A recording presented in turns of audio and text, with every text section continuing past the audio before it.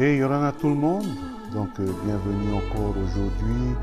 On va terminer aujourd'hui notre livre sur le Nouveau Testament, qui est le livre de Jacques.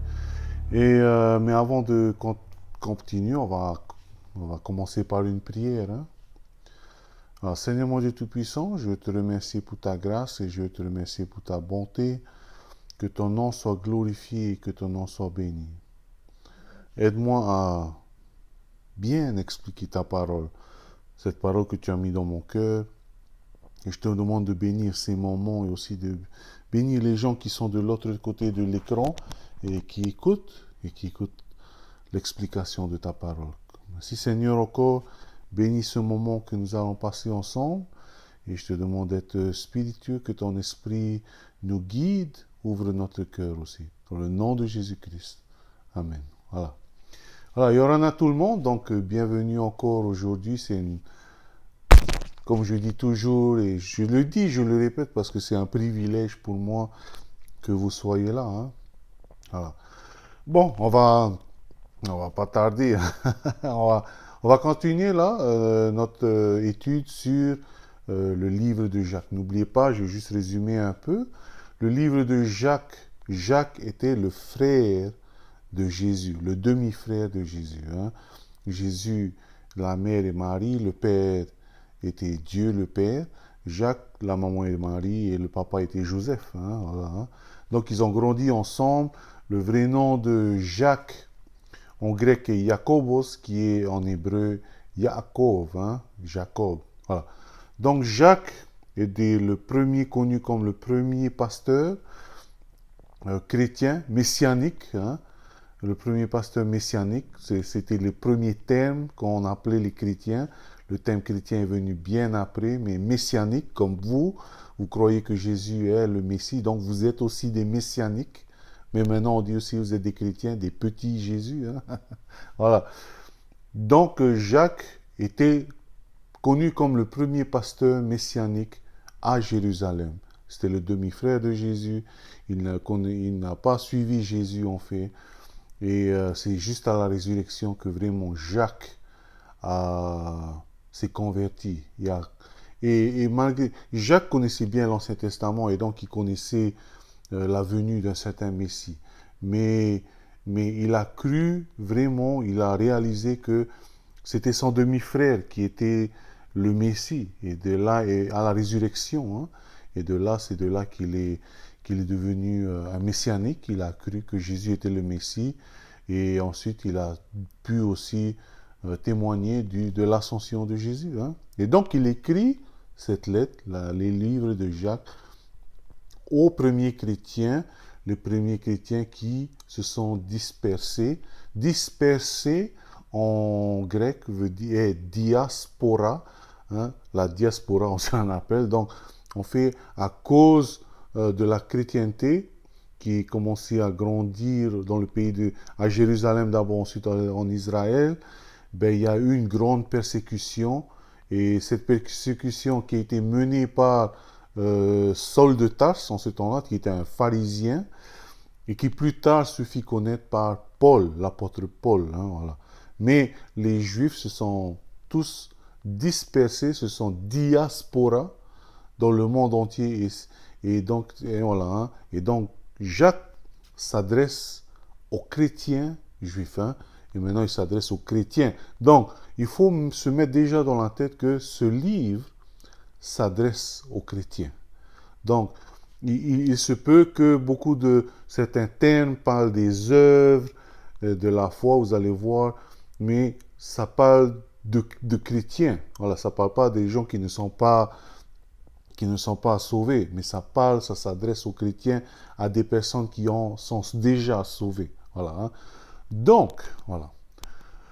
Le chapitre 1, il y a 5 chapitres dans le livre de Jacques. Le chapitre 1, on peut intituler déjà le thème. Le thème de Jacques, du livre de Jacques est la maturité spirituelle.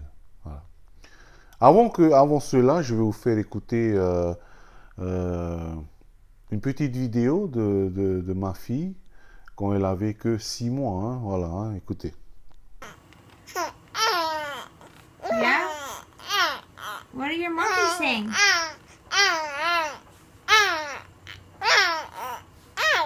Wow. Wow. What else is the monkey saying? You want them to move? Here we go. Moving the monkeys. Voilà. Donc, c'est mignon. C'est ma fille. Elle s'appelle Poeti. Voilà. C'est ma fille. Elle est mignonne. Bon, elle a grandi maintenant. Elle a 6 ans, presque 7 ans. Il y a les oreilles qui ne marchent pas bien. Je sais pas. C'est pas je sais que voilà, à cet âge-là, tous les enfants, leurs oreilles, ça ne marche pas. Mais bon, vous avez entendu la vidéo de ma fille, quoi. Elle avait à peine quelques mois. Hein. Ah, c'est mignon, hein, voilà. Hein. Maintenant, imaginez ma fille à 15 ans et elle parle de la même façon. De quoi vous avez parlé? Voilà. Voilà. Quand c'est à 6 mois, 4 mois, ça va. Hein, voilà. Mais imaginez, maintenant elle a 20 ans. Là, il y a un problème. Là. Il y a un problème. Il y a un problème dans la tête. Il y a un problème de maturité. Hein. Et peut-être vous rigolez, mais vous savez quoi? C'est la même chose pour beaucoup de chrétiens. Beaucoup de chrétiens se font baptiser et là, ils ont stagné. Ça y est. Ils ne montent plus. Il n'y a plus de maturité. Il y a plus. Leur connaissance de la Bible n'a jamais été approfondie. Hein. Leur connaissance biblique, leur connaissance sur Jésus, ils ne peuvent pas discuter de la Bible. Ils ne connaissent pas il y a combien de livres dans la Bible, par exemple. Ils ne savent pas au moins 2 prophètes. Ils ne savent rien. Voilà. Hein. Ils veulent juste, comment dire, ressentir cette émotion qu'ils ont ressentie la première fois. Voilà. C'est bien, hein, comme un bébé qui pleure, voilà, il a beaucoup d'émotions. Quand ce bébé grandit, il a 14 ans, ce bébé commence à discuter, il commence à raisonner, il commence à manger de la viande, hein, au lieu d'arrêter du lait. Hein. Alors, il arrête le lait, j'espère qu'il va arrêter le lait, parce que trop de lait, ça donne de la diarrhée. Hein. Alors si vous buvez trop de lait spirituel, hein, que du lait spirituel, voilà. Non, je parle de cela pourquoi? Parce que le livre de Jacques, le thème de tout le livre est la maturité spirituelle. Et là, il est en train de parler aux chrétiens, juifs en ce temps-là, et il est en train de dire, de montrer, maintenant que vous êtes chrétiens, voici les fruits de cette maturité spirituelle. Voilà. Alors, le premier chapitre, en fait, montre la maturité spirituelle quand un chrétien fait face aux épreuves. Voilà. Quand un chrétien fait face aux épreuves, déjà, parce que l'épreuve est normale. Hein, l'épreuve est normale dans la vie chrétienne. Il y a une différence entre épreuve et tentation. Hein. L'épreuve, d'après un certain théologien qui s'appelle C.S. Lewis, hein, C.S. Lewis, ce théologien en fait a bien décrit l'épreuve. Qu'est-ce que c'est l'épreuve? L'épreuve est comme un haut-parleur de Dieu. Qu'est-ce que ça veut dire? L'épreuve qui est un haut-parleur de Dieu. L'épreuve est un haut-parleur de Dieu, ça veut dire que de temps en temps, on lit la Bible, mais comme moi, comme vous, il y a des moments où on ne comprend pas. Voilà, hein. Il y a des choses qu'on ne comprend pas. Ou il y a des choses où notre orgueil fait barrière à la parole de Dieu. Par exemple, hein, personnellement, j'ai dû apprendre au travers des épreuves, et j'apprends toujours, hein, mais plus au travers des épreuves, mais au travers des épreuves, j'ai dû apprendre la patience. Voilà. J'étais une personne très ambitieuse, j'étais une personne hein, qui aimait, orgueilleux aussi, hein, voilà. Mais au travers des épreuves, parce que apparemment, je n'avais pas compris en ce livre, et donc au travers des épreuves, Dieu m'a enseigné. C'était vraiment le raffinement, c'était le raffinement de l'or. Voilà. Et vous et moi, nous sommes l'or de Dieu, nous sommes les pierres précieuses de Dieu, nous sommes le chef-d'œuvre de Dieu. Et donc, comme un bijoutier qui polit un diamant, nous devons passer par ces épreuves. Si on ne comprend pas ça, Dieu nous aime. Hein? C'est comme un enfant. Un enfant, s'il ne comprend pas qu'il faut faire ci, il faut discipliner. Hein? Voilà. Et là, donc, Jacques parle aux chrétiens quand ils font face aux épreuves. Voilà. L'épreuve permet en fait pour nous de mûrir dans notre vie spirituelle. Hein, j'ai un théologien, un philosophe de Traon, c'est mon papa en fait. Il a dit que, vous savez, quand les fruits sont mûrs, les fruits commencent à avoir du volume et les branches commencent à venir, à descendre et c'est facile à cueillir. Hein. Quand un fruit n'est pas mûr, il faut jeter les cailloux. Voilà, il faut jeter les cailloux. Voilà. Et donc, mais quand c'est mûr, la branche descend et c'est facile à cueillir. Et Dieu, c'est comme ça. Si tu veux pas mûrir, tu veux pas, Dieu va jeter le caillou là, c'est toi. Hein? Voilà. Non, mais l'épreuve, c'est ça l'épreuve. Ça nous aide à mûrir. Et la différence entre l'épreuve et la tentation est que l'épreuve est pour renforcer notre foi, hein, pour renforcer notre connaissance spirituelle, pour renforcer la parole de Dieu qui vit en nous, pour renforcer tout cela. Hein, voilà. Donc voilà l'épreuve. La tentation, par exemple, c'est différent. La tentation essaie de nous tirer loin de la Bible, nous tirer loin de la Bible. Je vous donne un exemple entre la tentation et l'épreuve. L'épreuve, par exemple, si je viens d'avoir un travail et que je n'ai pas de moyens de locomotion, voilà, je dois faire de l'autostop et donc je dois travailler pendant à peu près 1 mois pour pouvoir m'acheter une bicyclette. Hein, voilà. Donc ça, c'est l'épreuve. Hein. Je dois attendre, je dois marcher au travail tout le temps jusqu'à ce que la fin du mois et ensuite je peux m'acheter. La tentation, c'est qu'un jour, je marche au travail et je vois une bicyclette que personne ne voit au bord de la route et je suis tenté de voler la bicyclette. Voilà, ça c'est la tentation, ça. Parce que Dieu dit, il ne faut pas voler. Alors que l'épreuve, c'est que, tu tombes, hein, le jour va arriver où tu pourras t'acheter une bicyclette. Hein. Vous voyez un peu, hein, voilà. Hein. Voilà, donc la Bible aussi dit que souvent dans l'épreuve, nous ne savons pas qu'est-ce qu'il faut faire. Et dans notre vie aussi, il y a des décisions vraiment que le chrétien ne peut pas décider. On ne sait pas qu'est-ce qu'il faut faire. Par exemple, est-ce qu'au boulot, c'est une meilleure décision si je fais ci, ou c'est une meilleure décision si je fais ça. Si je fais ci, c'est comme si je fais pas plaisir au boss, mais je fais mon bon boulot. Mais si je fais ça, je fais plaisir au boss, mais je fais pas mon boulot. Voilà. Hein.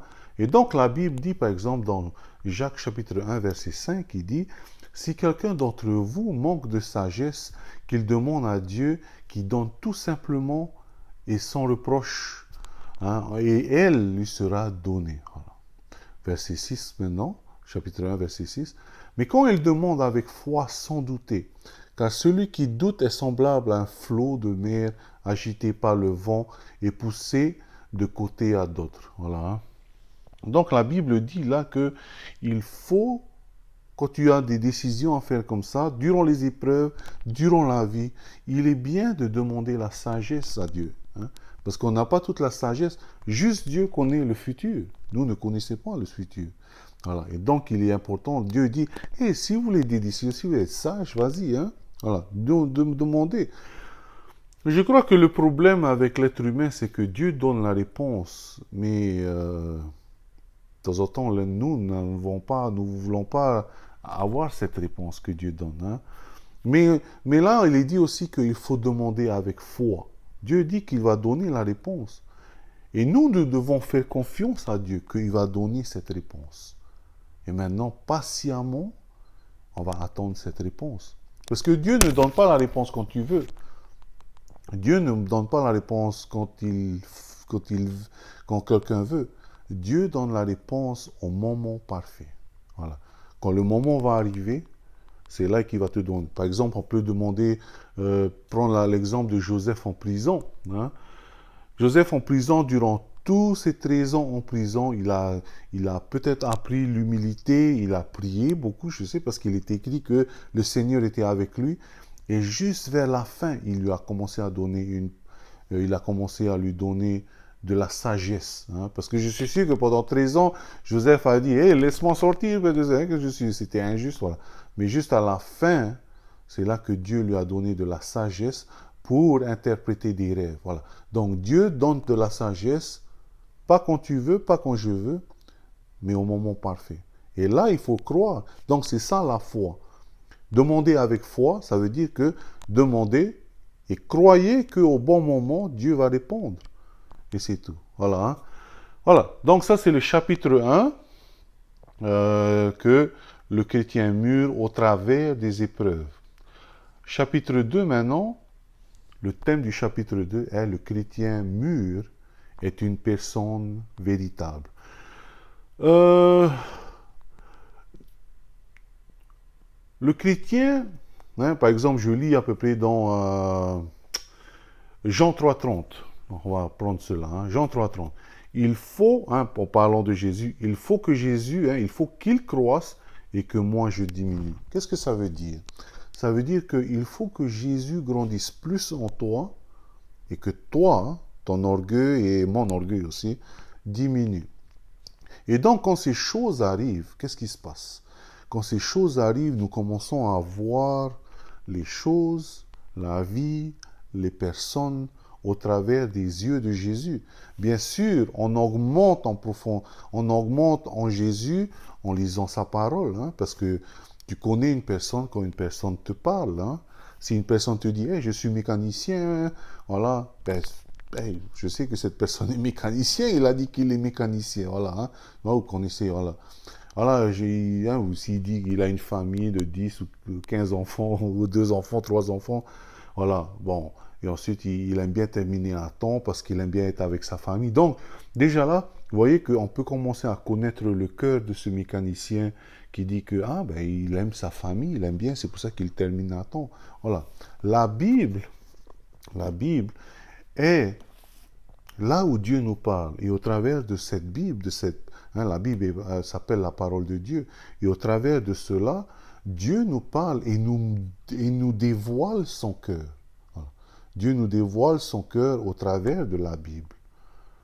Et donc, il est donc important pour le chrétien de toujours lire la Bible par rapport aux histoires, par rapport à telle action, voici la réaction de Dieu. Hein. Par rapport à telle décision, voici la réaction de Dieu. Et Dieu ne veut pas que tu le désobéisses, il veut plutôt qu'il fasse ceci. Il te dit il ne faut pas mentir, il te dit il faut plutôt pardonner, et etc., etc. Donc on voit le cœur de Dieu, Dieu se dévoile au travers de sa parole.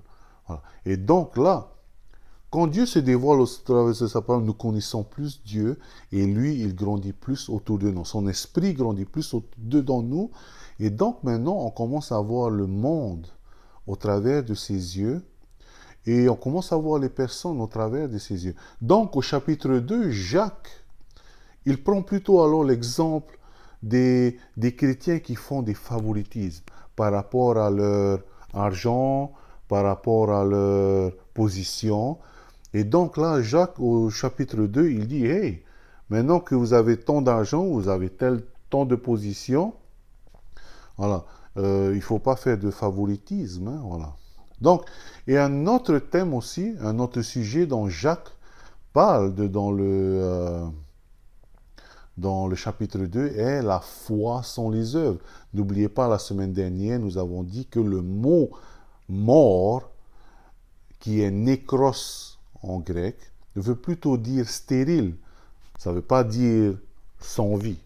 Ça veut juste dire stérile. Hein. Donc Jacques il dit que si vous n'avez pas les œuvres, votre foi est stérile, hein, elle n'est pas morte.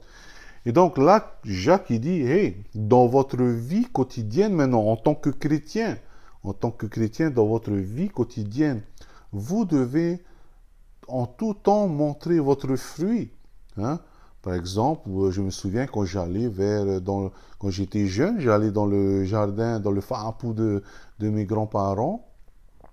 Et hein, il avait plein d'agrumes, de fruits. Hein. Là, on peut voir le fruit des orangers, parce qu'il y avait le fruit, il y a les ramboutans, les avocats, hein, les ourous, voilà. Et donc, par rapport aux fruits, tu peux dire, ah, ça, c'est ça, cet arbre, c'est, voilà, hein, voilà. Nous aussi, Dieu marche au travers de nous, hein, c'est comme si Dieu marche au travers de nous. Et par rapport à cela, il veut aussi voir notre fruit, et le monde aussi veut voir notre fruit. Nous marchons dans ce monde, et nous devons pas nous forcer à faire ce fruit, mais Jacques montre un peu que le fruit, en fait, n'est pas ce que tu dois faire, mais plutôt le résultat de tes racines, hein, parce que tes fruits montrent vraiment la nature de l'arbre.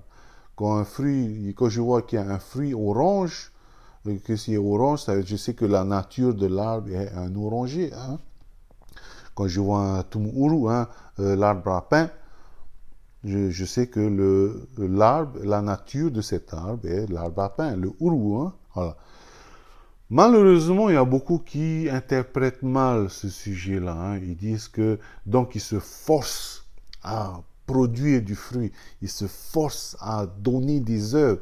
Alors que si vraiment ta nature est orangée, est d'un orange, naturellement tu vas donner un fruit de l'orange. Voilà, hein.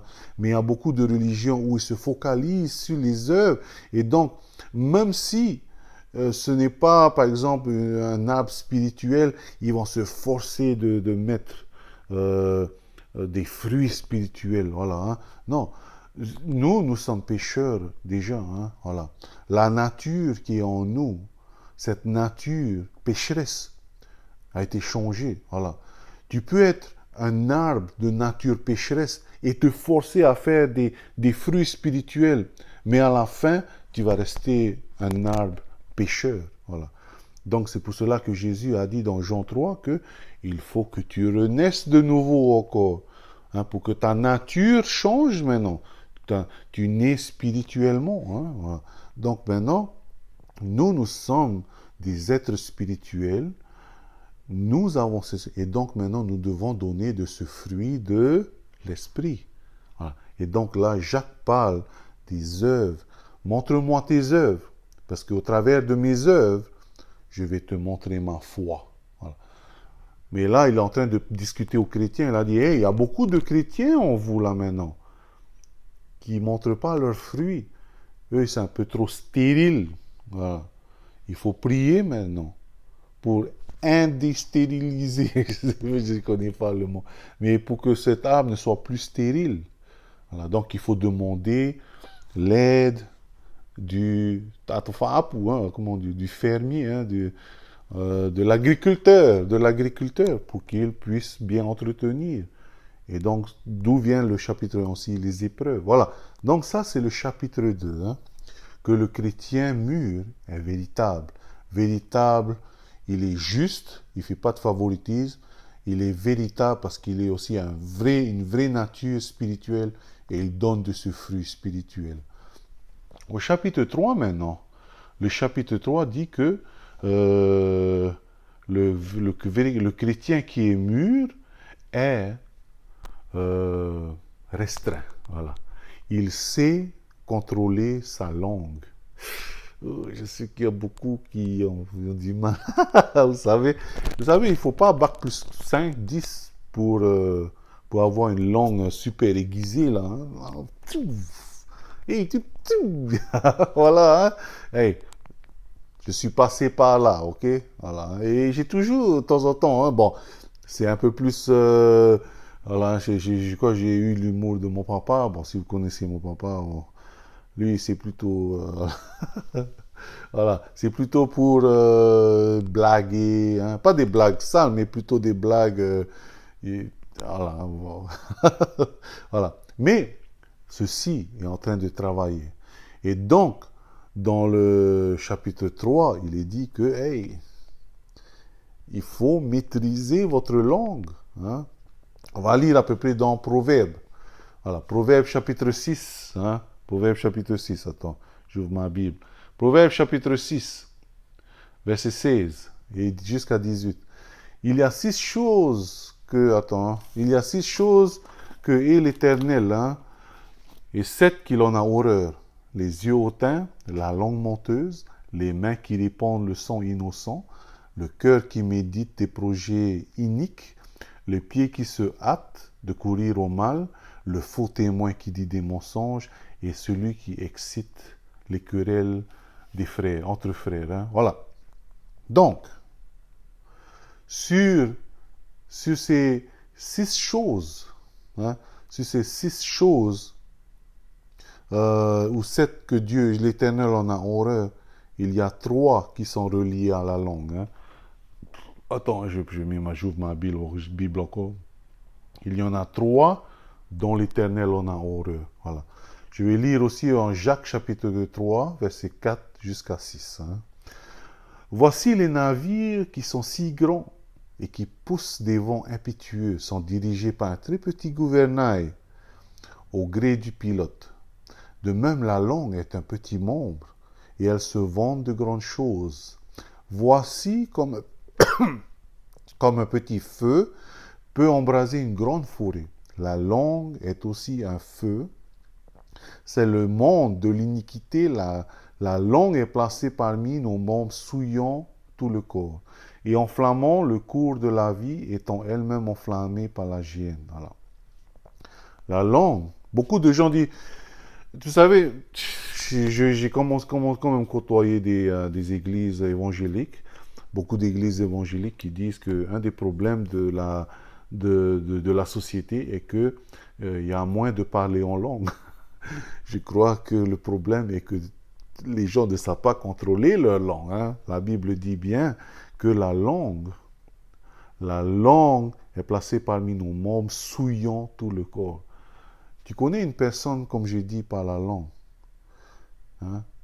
Si une personne se dévoile par la langue, une personne qui dit que des grossièretés se dévoile par la langue, t'imagines à la maison, s'ils peuvent déjà faire en public. Hein? Alors, de temps en temps, si tu veux être sage, si tu veux être un chrétien mûr et montrer ta sagesse, il est bien de contrôler sa langue. Et de temps en temps, c'est dur. Mais avec l'aide de Dieu, voilà, hein, il faut juste penser, c'est un entraînement, il faut se discipliner. Hein. Donc voilà, hein, contrôler la langue, ça c'est pour le chapitre 3. Chapitre 4. Le chapitre 4 parle du chrétien qui est mûr, il est humble. Le chrétien mûr est humble. Vous savez que l'orgueil est un grand problème et c'était le premier problème de tous ces problèmes maintenant. Pourquoi? Parce que Lucifer, qui était un des l'archange, un des grands, je crois le général des généraux au paradis, création de Dieu, il a eu un orgueil. Il voulait être à la place de Dieu. Et donc l'orgueil a fait en sorte qu'il s'est fait chasser dehors du royaume de Dieu. L'orgueil a fait en sorte que Adam et Ève soient chassés du jardin d'Éden. L'orgueil a réduit le roi Nebuchadnezzar à un animal. Et vous savez, dans votre vie, je suis sûr que vous avez déjà témoigné de ces moments-là, que l'orgueil a tourné des amis en ennemis. Voilà. L'orgueil. Dieu cherche une personne humble. Qu'est-ce que c'est humble? Humble, c'est de se voir modestement. Ça veut dire que tu te vois pas moins que les autres, mais comme une personne comme une personne qui est toujours bas. Voilà. Pourquoi? Pourquoi le chrétien doit être humble? Parce que le chrétien doit se voir bas pour que Jésus soit élevé. Si le chrétien est élevé, ça veut dire qu'il pousse Dieu qui est en toi en bas. Si toi tu es en bas, c'est le Seigneur qui est élevé dans ta vie. Ça, c'est l'unité spirituelle. Voilà. Je vais lire dans Jacques chapitre 4, verset 6. Hein, il est écrit qu'il accorde au contraire une grâce plus excellente. C'est pourquoi l'Écriture dit, Dieu résiste à l'orgueilleux, mais il fait grâce aux humbles. Voilà. il résiste. Le mot résiste en grec est antitasomai. Antitasomai. Ça veut dire qu'il... Antitasomai veut dire résister, mais aussi faire la guerre contre. Voilà. Et donc, on peut retraduire cette phrase par Dieu fait la guerre contre les orgueilleux. Dieu résiste les orgueilleux. Mais il fait grâce aux humbles. Et ceci peut changer votre vie spirituelle aussi à Dieu. Hein? Parce que souvent, des personnes orgueilleuses entrent dans la présence de Dieu et montrent leur prière. N'oubliez pas, Dieu fait grâce aux humbles. Dieu répond à la prière des humbles. Mais il résiste l'orgueilleux.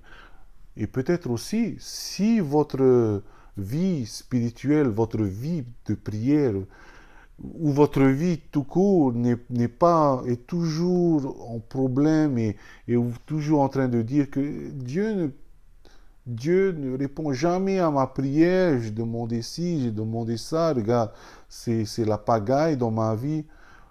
Peut-être, je ne dis pas hein, que c'est sûr, mais dans beaucoup de cas, une des raisons, c'est que on veut toujours se montrer. Seigneur, je suis là, je suis ton serviteur, je suis diacre, je suis ancien à l'église, j'ai donné tant, j'ai fait ci, maintenant j'entre dans ta parole, j'entre dans ta présence. Non. Entrer humblement, c'est plutôt dire, Seigneur, tu sais, tous les jours, je te faillis parce que je suis humain. Voilà. Je suis humain, j'entre dans ta présence, c'est pour me purifier d'abord. Alors je te me repentir avant d'entrer dans ta présence.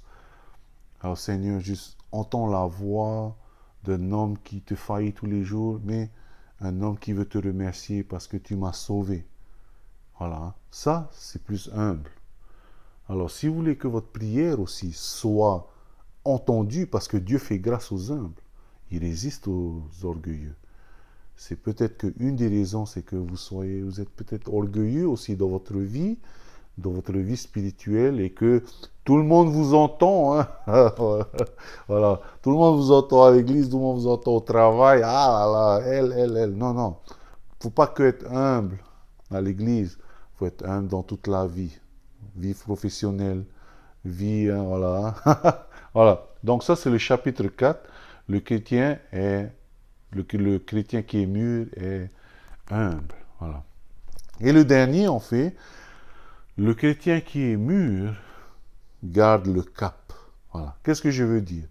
Toujours par rapport au premier chapitre, durant les épreuves, mais aussi durant cette vie, les choses peuvent nous emmener de côté en côté. Le vent, de temps en temps, nous emmène, les épreuves sont très dures, et beaucoup, ils se disent, c'est trop dur pour moi. Depuis que je suis chrétien, j'ai eu que des problèmes, c'est trop dur, voilà. Hein. Et donc, beaucoup abandonnent, ou beaucoup deviennent plus orgueilleux, parce qu'ils commencent à avoir une petite position dans l'église, et donc ils sont orgueilleux, voilà. Voilà. Ah ben lui, il est diacre là maintenant. Ben depuis qu'il est diacre, il commence à marcher sur l'eau maintenant. Hein. Ah ben depuis qu'il est pasteur là, il faut prendre rendez-vous quand il faut le parler. Hein, voilà. Ah, ben, depuis qu'il est ancien là, il est ancien, on dirait qu'il a changé son accent. Oh, ben, non, je sais, j'ai vu. Écoutez, j'ai vu ces gens là. Voilà. Hein.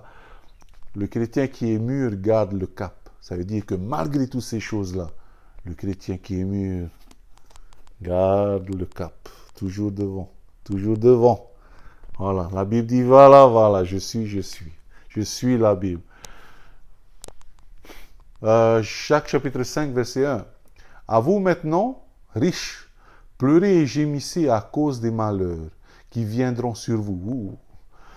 Vos richesses sont pourries et vos vêtements sont rongés par des teignes. Voilà. Pourquoi? Est-ce que Dieu est les riches? Non, pourquoi? Salomon a été riche. David était riche. Est-ce que Dieu est les riches, déteste les riches? Non, pas du tout. Les riches, il parle de riches là, c'est par rapport aux gens qui ont mis la richesse au-dessus de Dieu. Et là, Dieu, Jacques leur dit, fais attention à vous. Vous avez mis la richesse, votre argent, comme une idole. Hein? Vous avez mis votre idole. Malheur à vous, parce que ces choses vont tous se détruire.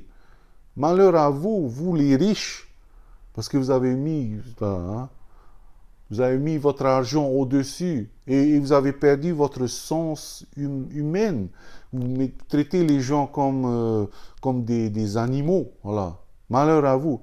Et ensuite, Jacques, aux mêmes personnes, au verset 7, il s'adresse et il dit maintenant, soyez patients, soyez donc patients, frères. Il appelle toujours frères, hein, ces personnes-là.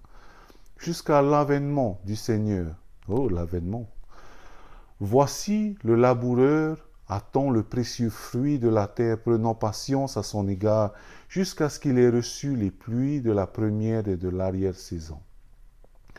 Donc là, Jacques, en fait, qu'est-ce que ça veut dire? Au chapitre 4, il dit, gardez le cap, hein. Il ne faut pas s'attacher à ces choses mondaines. Hein. C'est bien pour vivre, tout ça, hein.